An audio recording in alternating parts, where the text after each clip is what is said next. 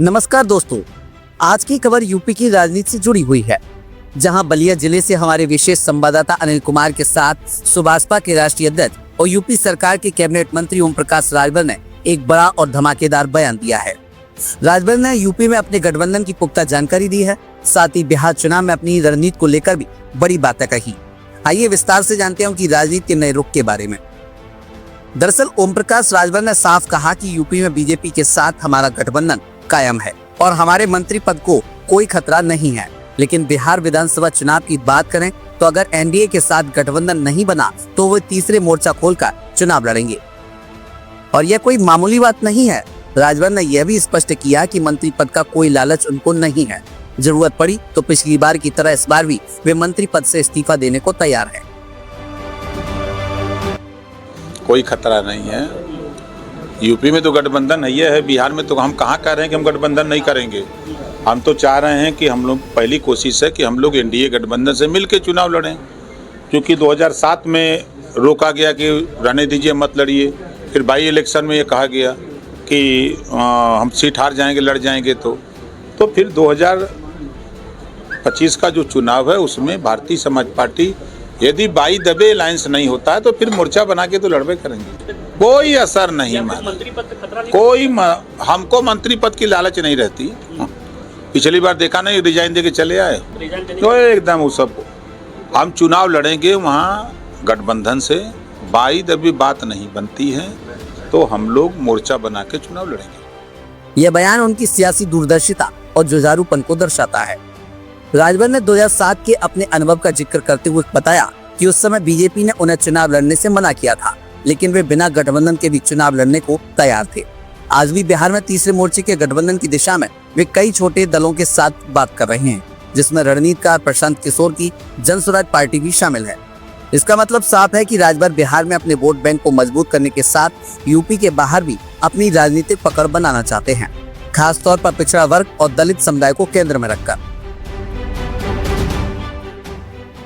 चलिए अब आते हैं उनके तीखे तेवरों पर।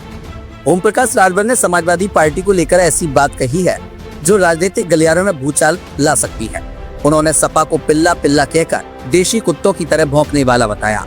साथ ही अखिलेश यादव पर निशाना साधते हुए कहा कि सपा में कोई असली नेता नहीं है, सब अपने मालिक की मर्जी से चलते हैं। उन्होंने सपा सरकार के दौरान सरकारी स्कूलों की हालत पर भी सवाल उठाए, कहा कि वे नकल माफिया और भर्ती घोटाले के अड्डे बन गए थे। ये बयान साफ साफ उनकी सपा के खिलाफ तीखी राजनीति और मतभेद दिखाते हैं। राजभर की यह रणनीति स्पष्ट रूप से बताती है कि वे यूपी में बीजेपी के साथ बने रहकर अपनी सत्ता में बने रहने की योजना बना रहे हैं, लेकिन बिहार में अपनी एक अलग राजनीतिक पहचान बनाने के तीसरे मोर्चे की तैयारी कर रही हैं। उनका लक्ष्य है कि वे पिछड़े वर्ग और दलित वोटरों को एक साथ जोड़कर नए समीकरण बनाएं। इससे न केवल बिहार की राजनीति में हलचल होगी, बल्कि यूपी के बाहर भी उनकी पार्टी की पैठ बढ़ेगी।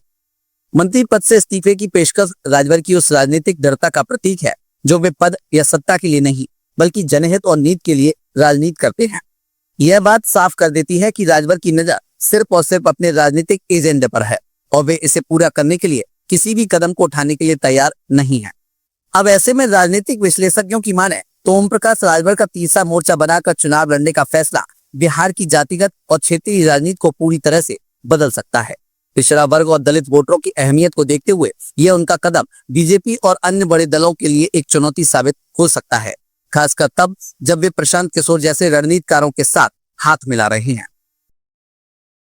तो पहले बता दिए थे कि इनका जो पीडीए है वो परिवार डेवलपमेंट अथॉरिटी हम बताते थे पहले, उसका पूरा फार्म जो है करके अब पीडीए का पाठशाला चला करके समाजवादी पार्टी के लोग खुद बता रहे हैं कि आ से अखिलेश, ड से डिम्पल, अप से परिवार। अखिलेश और डिम्पल के परिवार में जितने लोग हम लोगों को आगे बढ़ाना चाहें वो लोग इसमें आवे पाठशाला में, और जो लोग नहीं बढ़ाना चाहते हैं, अपने बढ़ना चाहते हैं, अपनी शिक्षा की बात करें, रोजगार की बात करें, अपने रोजगार नौकरी की बात करें, तो वो पीडीए में न आवे। अरे जाके रतिया के गुलदस्ता लेके भेंट करल सर, रात को गुलदस्ता लेके चल जाइए मोदी जी के हैं, और राती के लेके जाइए अखिलेश जी से मिल के, अखिलेश जी जाइए योगी जी से मिल के कहें कि देखे जान बचल है, चाहे जो करते रहिए। दिन में बोलते हैं भाजपा के खिलाफ, रात को गुलदस्ता लेके हाजिर। फोटो दिखाई हम। देखिए बिहार चुनाव को लेकर के एनडीए के जो मुखिया हैं माननीय अमित शाह जी और माननीय मोदी जी, देश के प्रधानमंत्री और गृह मंत्री से बातचीत हो गई है। भारतीय जनता पार्टी के जो राष्ट्रीय अध्यक्ष हैं माननीय जेपी नड्डा जी से भी बात हमारी हो चुकी है और विनोद तावड़े जी से भी बात हमारी हो चुकी है। बिहार के प्रदेश अध्यक्ष प्रदीप जायसवाल जी से, संगठन मंत्री, सब लोगों से बैठक हम लोग कर चुके हैं। लगभग 70% फाइनल हो चुका है और कि चुनाव मिलके लड़ना है। बस 30% बचा है सीट वाला मामला। अगर वो 30% नहीं बचा तो क्या लालू यादव से आप बात करेंगे?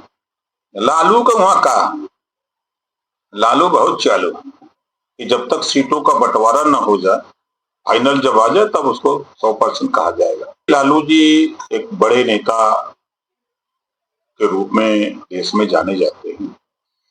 लालू जी की जब सरकार रहती थी, खुद वो जब मुख्यमंत्री थे, तो गांव में जाकर के वो कहते थे कि सड़क बनवा के क्या करोगे, सड़क बन जाएगी तो पुलिस जल्दी आ जाएगी, सड़क वड़क ना बनवाओ। ये उनका वीडियो हमने देखा।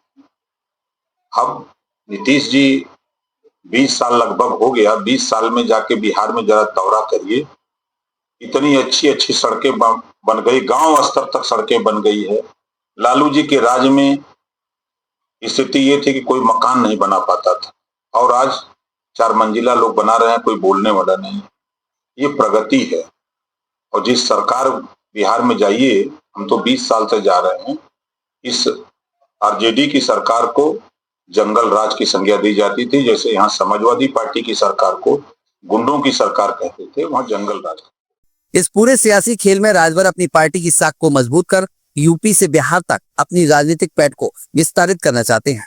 यह साफ दिखाता है कि वे केवल क्षेत्रीय नेता नहीं रहना चाहते, बल्कि एक बड़े राजनीतिक खिलाड़ी के रूप में उभरना चाहते हैं, जो नई गठबंधन बना सके और पुरानी राजनीति को चुनौती दे सके। तो दोस्तों, ओम प्रकाश राजभर की यह रणनीति और बयान यूपी और बिहार दोनों राज्यों की आगामी चुनाव राजनीति में महत्वपूर्ण भूमिका निभाएंगे। कहीं वे अपने तीसरे मोर्चे के दम पर नई राजनीति की दिशा तय करेंगे, तो कहीं यूपी में बीजेपी के साथ गठबंधन मजबूत रखते हुए सत्ता में बने रहेंगे। आने वाले समय में उनकी पार्टी की चाल और बयान चुनावी मैदान में एक बड़ा खेल दिखा सकते हैं।